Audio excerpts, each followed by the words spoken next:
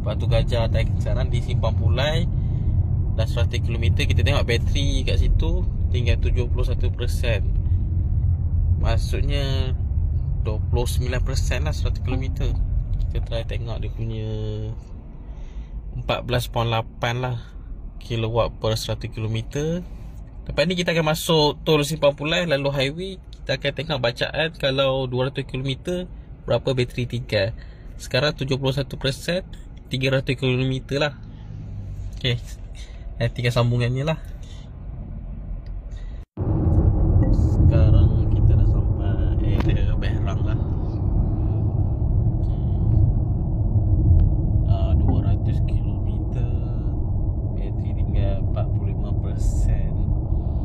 Saya harap sebab jadi kata modal 430 km full charge kan, sepatutnya at least 50 lah. Tapi mungkin bateri kiraan dia tak setempat petrol. Kita bagi peluang dulu. Kita tengok efisiensi dia.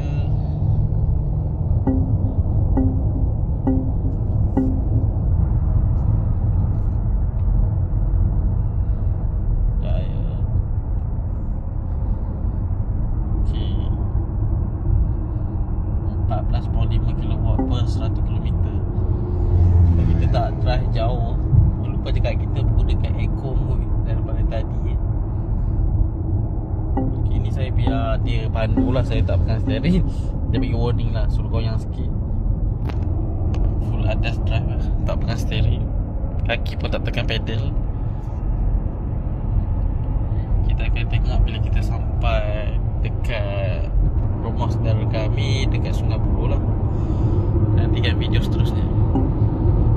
Dia ada auto wiper, auto headlamp, semua auto dalam ni.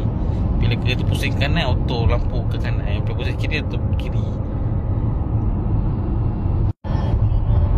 Sekarang ni kita sedang follow BYD M6 ya.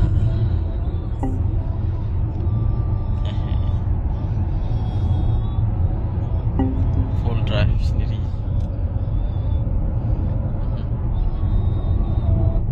14.4 kilowatt per 100 km. 42%. Hybrid. Akhirnya dah sampai destinasi terakhir sebelum balik rumah.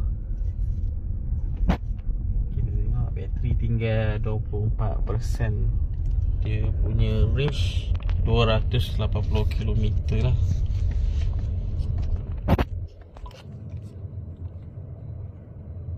Dia punya penggunaan elektrik 14.6 kilowatt per 100 km.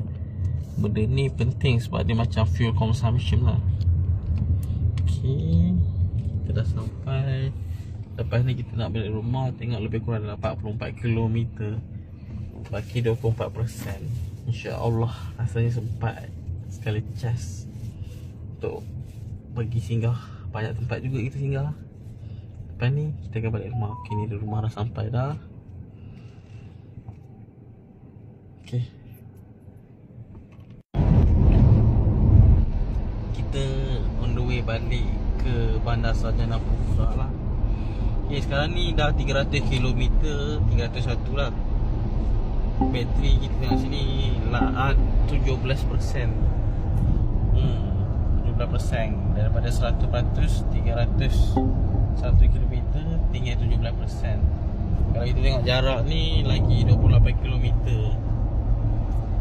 Masa ambil kereta ni, pihak sana kata kalau bateri dah kosong, sebenarnya dia ada lagi 30 km boleh jalan.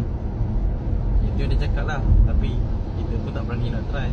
InsyaAllah saya sempat sampai Bandar Sarjana Putra ni. Nanti kita sambung video seterusnya. Akhirnya kita sampai ke rumah.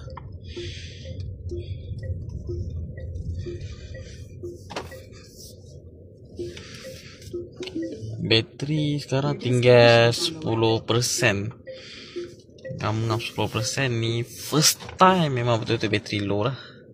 Tak pernah kita bateri yang sangat-sangat low. Okay, bila kita buka tali pinggang, dia automatik ke RP. Adalah 10%.